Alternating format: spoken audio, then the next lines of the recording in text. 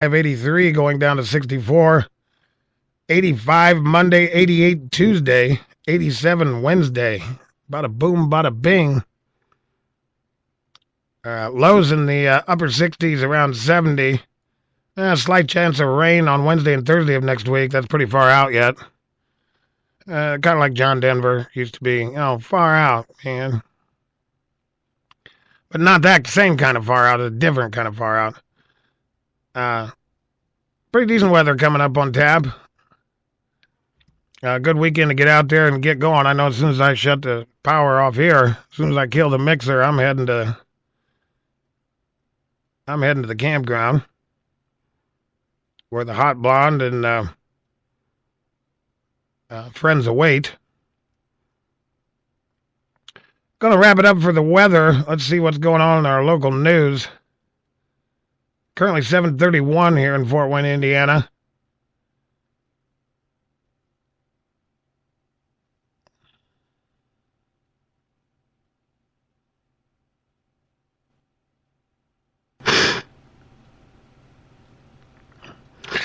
The Dateline in Millersburg, Indiana. Northern Indiana town marshal is facing 2 misdemeanor counts for allegedly stealing panties belonging to his son's live-in girlfriend. Reports 59-year-old Millersburg Marshal David Keith Hathaway was charged Wednesday with 2 misdemeanor counts of criminal conversion. Messages seeking comment were left by the Associated Press for Hathaway at his office and home on Friday. Probable cause affidavit states the woman and Hathaway's son set up a hidden video camera that showed Hathaway entering their room and sniffing one panty and stealing another. She also says she found another of her panties in Hathaway's safe. Initial hearing is scheduled for August 15th. That's great. Pervert with a gun. That's nice.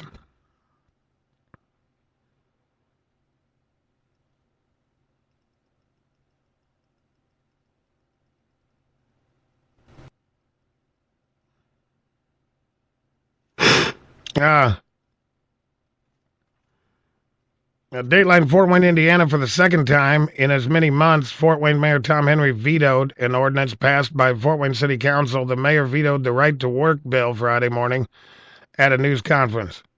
It's unfortunate the council amended an ordinance that had been tabled for weeks rather than going through the process of introduction, discussion, and passage, the mayor said in a statement distributed to the media. This approach did not allow taxpayers and public safety personnel, particularly Fort Wayne Police Department, the opportunity to gain a full understanding of the impact of the council's decision.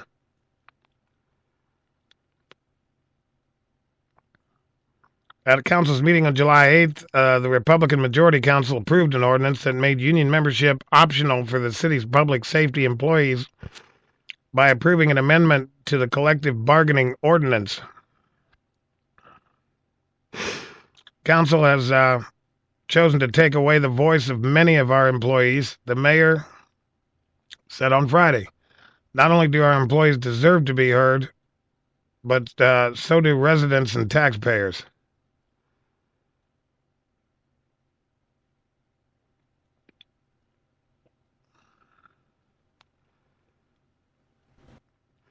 At the July 8th meeting, Fort Wayne Councilman Mitch Harper introduced changes to the bill that would have repealed collective bargaining for the public safety unions. Councilman John Crawford introduced that proposal in May, and it had been tabled. Harper changed it to take out doing away with collective bargaining and added the optional union membership. Mayor Henry previously vetoed the ordinance that repealed collective bargaining in mid-June.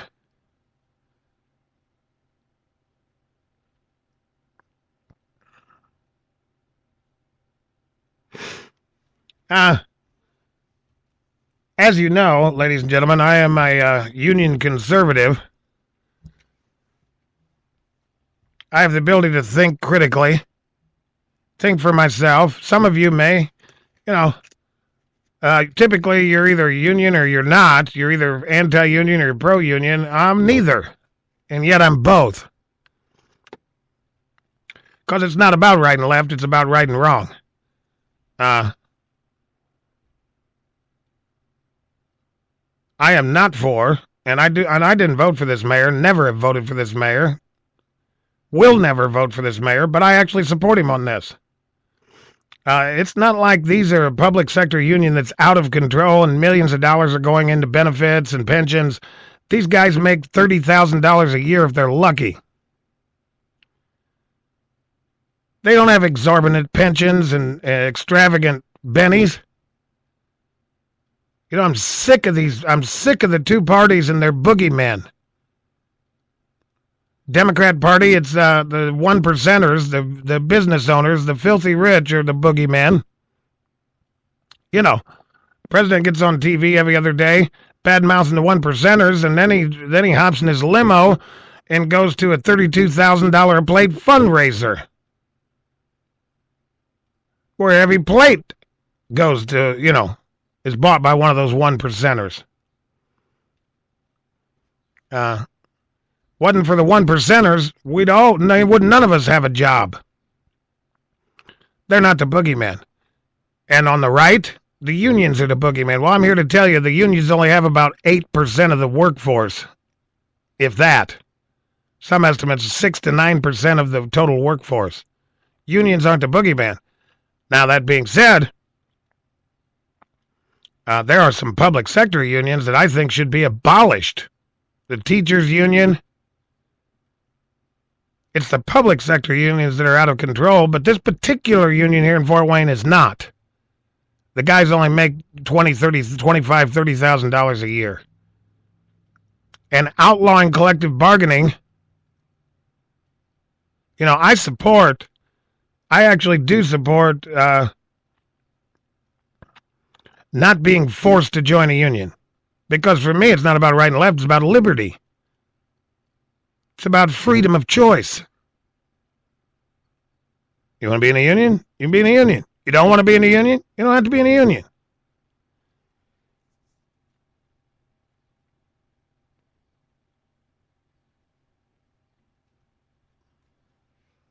But to outlaw collective bargaining is just as wrong, and I'm opposed to that. I'm in a union.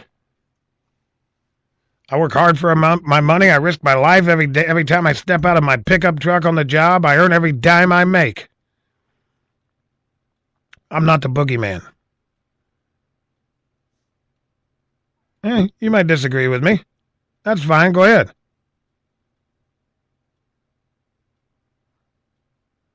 But as we sit and watch the United States Chamber of Crony Capitalism promote amnesty so they can replace their $15 an hour employees with, $7 or $9 an hour employees, there is some truth.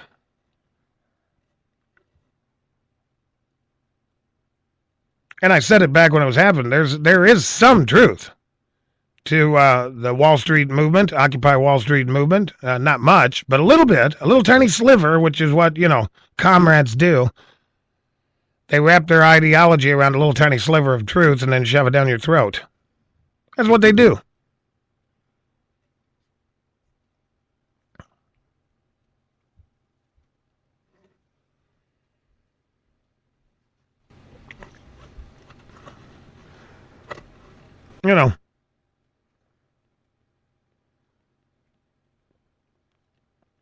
And I particularly don't like this John Crawford.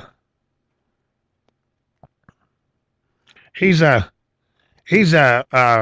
country club Republican is what I like to call him.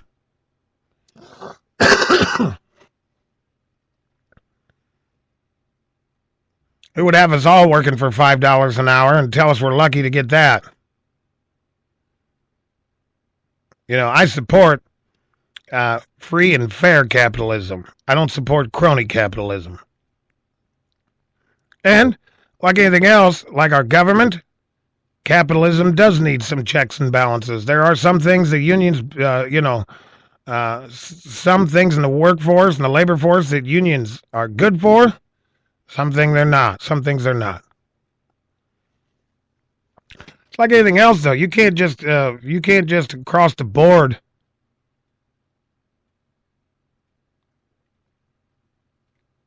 say one thing is bad or one thing. You got to look at everything individual, each individual case.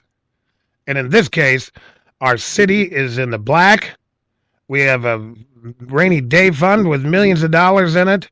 These guys are not greedy or lazy. They're hardworking men and women who are out there in the dead of winter. I saw a bunch of them this winter. Every other day in the cold winter this year, we had water main breaks. They're out there jumping down in a hole full of water when it's 5 degrees out, making $30,000 a year. You tell me whether you think there's something wrong with them. Just saying, it's not about right and left. It's about right and wrong. Moving on. The big news. Russia is shooting down commercial jet airliners. I don't care, I don't care. That plane was cruising at 33,000 feet, shot down with a missile that has the capability of going 72,000 feet. You don't throw that on your shoulder and, point it in the right direction and pull the trigger. Very sophisticated weapon system. In the Russian military, the school is 2 years long.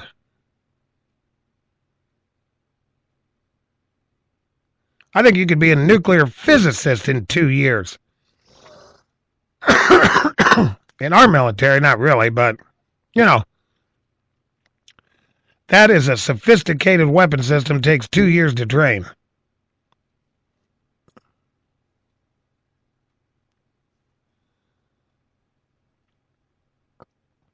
Most likely, I think they were Russian military. I personally believe, and there's no way to prove it, because our commander-in-chief's too busy golfing and to get involved, halfway around the world. I personally believe that most of the violence, most of the rebels, most of the Russian separatists are Russian soldiers who walked right up to the border and pulled the Russian flag and the Russian insignia off their uniforms, pulled all their insignias off, and just walked across the border and pretending like they're Ukrainians. Can't tell the difference over there. Be like somebody from, Decatur driving up to Fort Wayne and saying they're from Fort Wayne. There's no way you could tell the difference.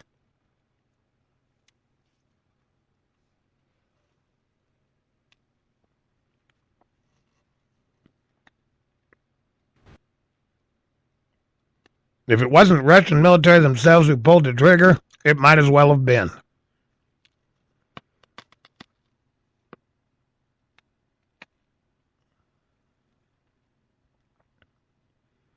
And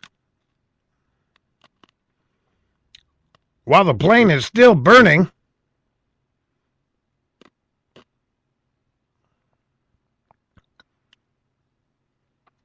Barack Obama devotes about 38 seconds to it in a speech at a Delaware fundraiser. Well, he wasn't at the fundraiser yet. He was there giving a communist manifesto speech about infrastructure and how we got to spend more money. I don't know what happened to the $1 trillion stimulus package and the $1 trillion every year thereafter. There was a $1 trillion stimulus package in 2009, and we've had one every year since.